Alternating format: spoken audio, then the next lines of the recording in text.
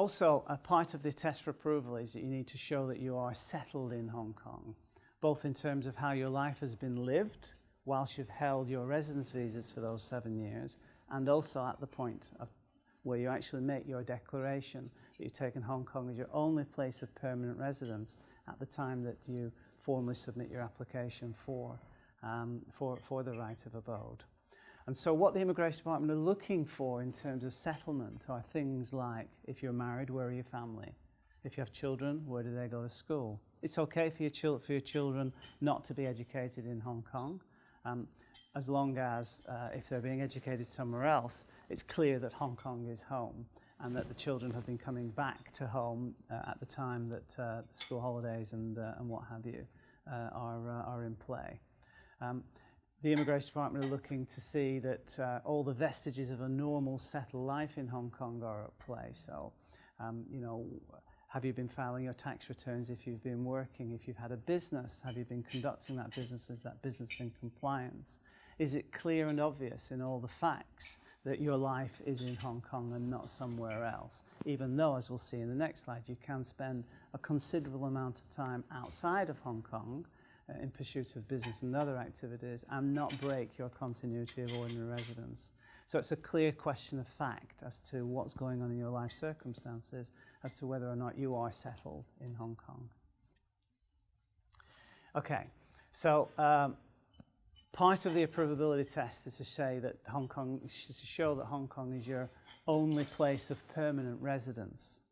And the only objective way for the Immigration Department to be able to satisfy themselves that you have taken Hong Kong as your only place of permanent residence is to make you put your hand on your heart and effect a declaration on the form ROP 146 that states that you have taken Hong Kong as your only place of permanent residence. And as long as you effectively make this declaration, this aspect of the approvability test is put to bed.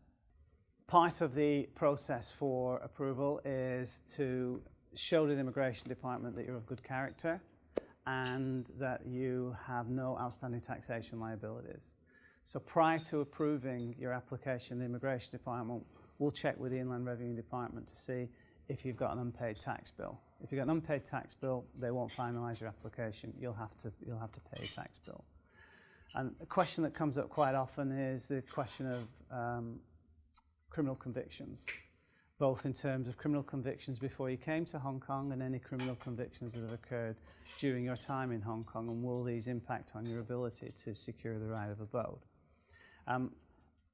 As regards criminal convictions you may have had prior to coming to Hong Kong, you basically just have to rely on the fact that if the Immigration Department have approved you for a residence visa in full knowledge of any criminal convictions, then that's not going to impact negatively on your ability to secure the right of abode subsequently. In terms of any criminal convictions that you have after you come to Hong Kong, effectively, because you've been a temporary resident for the first 7 years of your life here, you will have had to go through a visa extension exercise at some point in the wake of having a criminal conviction. And it's how the Immigration Department treats you as regards your extension that drives the question as to how they'll treat you when it comes time for the right of abode. So if they've extended you and you're in the wake of a criminal conviction, you don't have to be concerned that it's going to inhibit you from going on to become a permanent resident subsequently. So criminal convictions in the main tend not to be a problem as long as they're minor criminal convictions, and the Immigration Department previously said yes to you.